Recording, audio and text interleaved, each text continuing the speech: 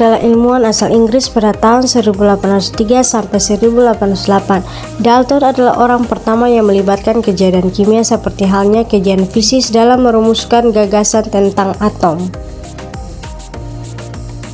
Dalton mengemukakan 4 postulat. Yang pertama, materi tersusun atas partikel-partikel yang sangat padat dan kecil tidak dapat dibagi lagi.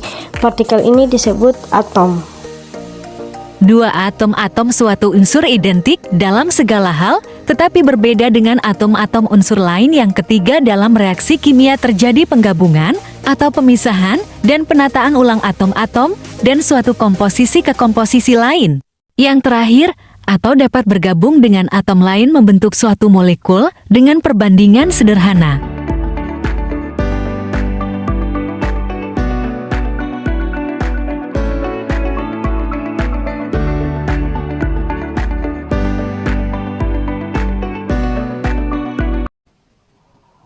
Yang diketahui saat itu, dia mulai membuat simbol untuk masing-masing jenis atom. Hidrogen disimbolkan sebagai sebuah bola dengan sebuah titik di tengahnya. Jika kita menghapus titik tengah tersebut, maka kita akan mendapatinya sebagai atom oksigen. Atom karbon disimbolkan dengan bola berwarna coklat, besi sebagai I, zinc, Z, tembaga C, dan lain sebagainya. Hingga akhirnya ia membuat tabel berisi sebagai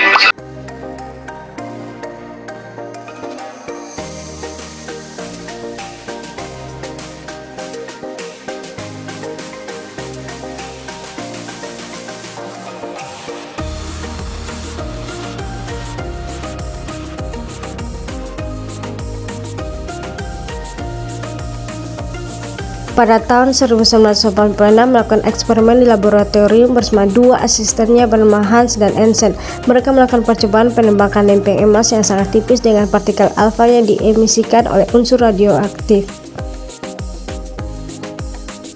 2 tahun berikutnya pada tahun 1923 menyempurnakan model atau Rutherford dengan menerapkan teori kuantum Planck. Model atom Bohr dikenal dengan postulat Bohr. Yang berikut, Bohr mengelilingi inti atom, elektron berada pada kulit lintasan tertentu. Yang kedua, selama elektron berada pada lintasan stasioner tertentu, energi elektron tetap sehingga tidak ada energi yang diemisikan atau diserap.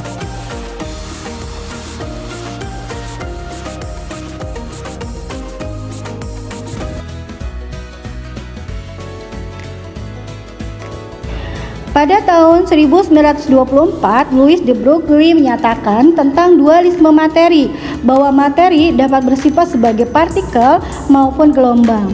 Hipotesis de Broglie menyatakan bahwa materi dengan massa kecil seperti elektron yang bergerak mengelilingi inti atom akan lebih baik dijelaskan oleh sifat gelombangnya daripada sifat partikelnya. Oleh karena itu, lintasan elektron dalam atom seharusnya berupa gelombang. 2 tahun kemudian, pada tahun 1926, Erwin Schrödinger merumuskan persamaan gelombang yang dapat menjelaskan sifat gelombang dari elektron. Pada tahun 1927, Werner Heisenberg mengemukakan tentang prinsip ketidakpastian. Dia menyatakan bahwa hampir tidak mungkin untuk mengukur 2 besaran secara bersamaan, misalnya posisi dan momentum suatu partikel. Berdasarkan persamaan gelombang milik Erwin Schrödinger dan prinsip ketidakpastian Heisenberg, Max Born kemudian menginterpretasikan kebolehjadian kedudukan elektron dalam atom. Dan pada akhirnya, teori atomika kuantum disepakati oleh beberapa ahli bahwa kedudukan elektron dalam atom lebih baik dijelaskan dengan sifat gelombang dan kebolehjadian. Elektron digambarkan sebagai awan bermuatan negatif yang tersebar di sekitar inti atom. Awan ini menggambarkan ruang dengan kebolehjadian tertinggi untuk menemukan elektron dan disebut sebagai orbital.